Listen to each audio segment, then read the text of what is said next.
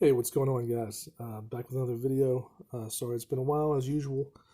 So, I have my first appeal sent in to Amazon. That's what I wanted to talk about today, and we'll see what happens with that ASIN. Um, I'm finding out a lot of stuff about suspensions and about how to appeal them and what you need to be doing right now. So let's talk about some of those things today, guys. First off, if you haven't already, please like and subscribe. I'd really appreciate that. It really helps out the channel. So let's talk about what's going on here. So if you haven't watched my previous videos, I got suspended for an inauthentic claim. Now, what that means, it doesn't mean you're selling counterfeit because it's my own brand, it's private label. But what it means is that, it could have been something wrong with the description, could have been something wrong with the item. Somebody decided to put it was inauthentic based off of something that was wrong with the item or didn't match up with the description. So here's the deal with that. I found out today there's a crazy setting, and you guys, I think, need to go to this setting right now and disable it. And this is very important because if you leave this setting on, you could be basically having Amazon package up your stuff again and send it out like new, and somebody gets that and then they claim inauthentic because something's messed up in it because it was a return from another customer. I really think it's a bad idea, especially the way they're packaging it and the way they're presenting it. So I'd encourage you all to do more research on this on the seller forums. So here's what I would do if I were you right now. This is just my opinion. This is what I was told by my lawyer. I didn't even know this setting existed until recently. So what it is, if you go into your Seller Central account, there's an option under your settings. So go to your upper right corner. Once you're signed in, go under settings. At the very bottom of that menu, there's something called Fulfillment by Amazon. So I want you to go ahead and click on that. And when you do that, you can go to under there's something called refurbishment settings. Excuse me. So when you go to the refurbishment settings, you'll go to edit. Okay. And it's going to more than likely be enabled, auto enroll in newly added categories. So this FBA refurbishment services, read the terms and conditions, you want to turn that off because what's happening is you're going to get an inauthentic complaint potentially from that. That's not what you want. And that's what happened to me. This very thing could have caused it, and I didn't know about it.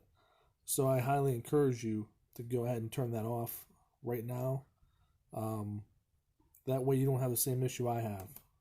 So that's the tip of the day right there.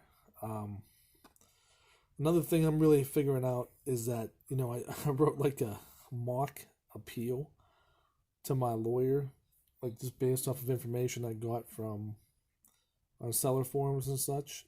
And I realized that my appeal sucked so bad. I thought it was actually really good. So I submitted it to some people on the seller forums. They kind of confirmed it was way too confusing, way too lengthy. Had too much in it. It was confusing. So after comparing mine to my lawyer's, it's night and day. It's like a professional writing, a rock song, and then me picking up a guitar. I can't even play guitar and trying to write a rock song. Like, no. They're lawyers for a reason. They know what they're doing. He wrote a fantastic plan of action, just a fantastic response. So the way it works, as I understand it, once you get to the point where they put it on your account as an inauthentic claim, what you do is you actually have to submit your invoices, which I've done. So I'm waiting for a response on that. So if they deny my invoices, I understand they go through that 2 times. So if your invoices aren't accepted twice, then typically they ask you to write a plan of care. Or a plan of action, I'm sorry. So then you submit the plan of action, which I have. But I haven't submitted that yet because I'm still waiting on the invoices to be reviewed. So once they are, if they're accepted, great. I don't need the plan of action, which I didn't know this. I'm just reading this today on the forums. Then I think I get one more chance to submit them. But I had already submitted some stuff through email, which is why it's so confusing.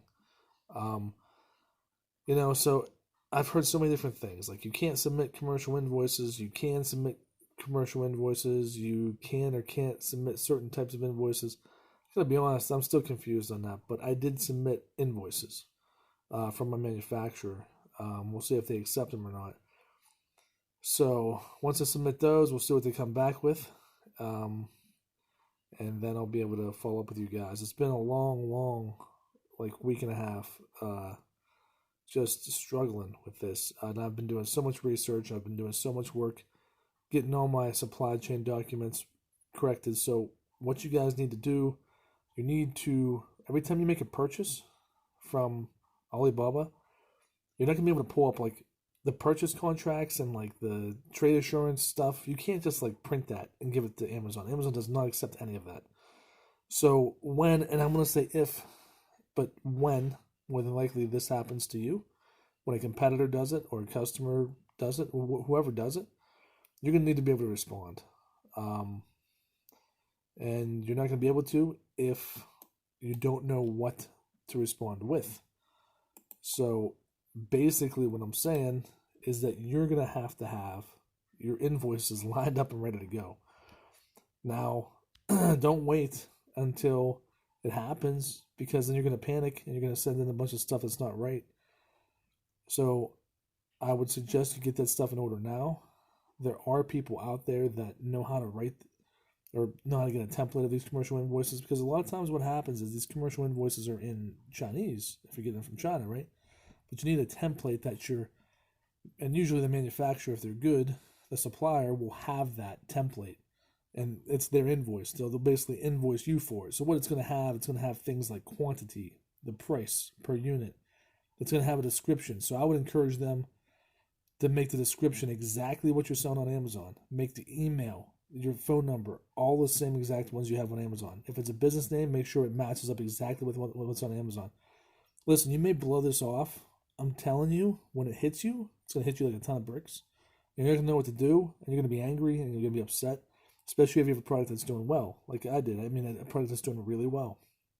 So what am I doing? I'm getting my other product that's doing fairly okay, getting that in order for my commercial invoices, making sure I have them all lined up.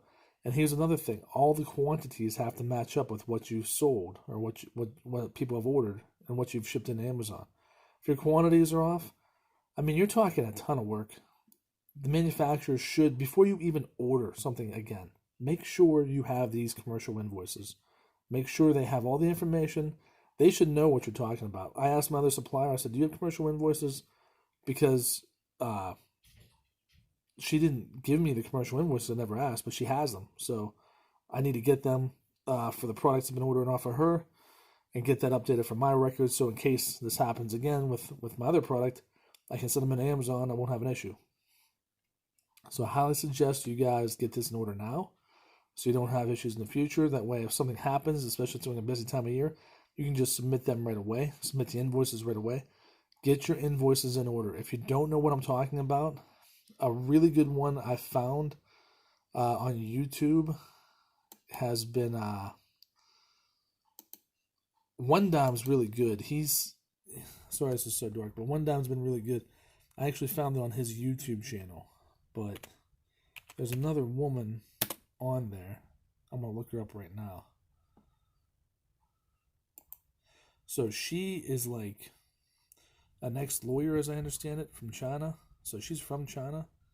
And she's really good with, like, she does supply chain. Like, she saves money for companies doing supply chain, and she has a course and everything. It's expensive, but I'm sure it's worth it. I'm sure it has a lot of value. I'm actually thinking about buying it myself. It's about $600. But let's take a look and see if I can find her here, so you guys will know. Because okay, so yeah, she on YouTube. If you search for Good Life Warrior, she has all kinds of really great free stuff. I would definitely check her out. I did email her and asked her a question, and she was kind enough to reply to me and give me some information about the invoices, as well as some other people. I want to thank, like Oneida Books. He's a seller on Amazon. You might see him on the forums. He's been very gracious to review my stuff. Really thankful to him. So there are people out there that are gonna, willing to help you. I haven't gotten reinstated yet for my ASIN, but I'm really hoping it's gonna happen, and I'm feeling more confident that it will because I have the proper information. We'll see what happens. Just gotta say a prayer and hope it goes down. So anyway, check out Good Life Warrior. Check out what she says about invoices, because if you don't understand it, like if it sounds foreign to you right now, like it did to me, when you get hit with one of these inauthentic claims or other claims asking for your invoices to verify your supply, to verify your supply chain, you're gonna have no clue. You're gonna go and print your Alibaba stuff. And that's not gonna be right because Amazon doesn't take that. They're gonna email you back. We can't confirm. We need your invoices. You need your commercial invoices from the supplier. A lot of times they'll give them to you if you request them, but if you don't know to request them, then they're not gonna give them to you. So like, I didn't know that's what Amazon wanted either until I did this process. Now I realize what Amazon wants commercial invoices, which I have. I need to get the rest off my other supplier from other product, but get them in order. Get them done now, man. Make sure you look up what a commercial invoice is and what it involves. And she knows her stuff. The Good Life Warrior, she knows her stuff. She knows what to put on these things because she does supply chain for a living. So anyway, hope that helps, guys. I'm gonna keep you updated on what's going on. Just wait till the response to my appeal. Hopefully that's soon. I have about 1,600 items. Actually, some just cleared customs. I've talked to my supplier about shoring up the ends on his end, making sure all the products were double reviewed. But I think a big issue might have been that refurbished, and I might have got inauthentic because of that. So that's upsetting, to say the least. You better change it now. You better change that setting. If it were, in my opinion, I would change it. And I would definitely don't try to write a plan of action yourself unless you really know what you're doing. A lawyer's well worth it. I could tell mine sucked. And then make sure you get your commercial invoices. I mean, every single order, because they're going to ask you to go back a whole year and get every invoice you have for the whole year for that product.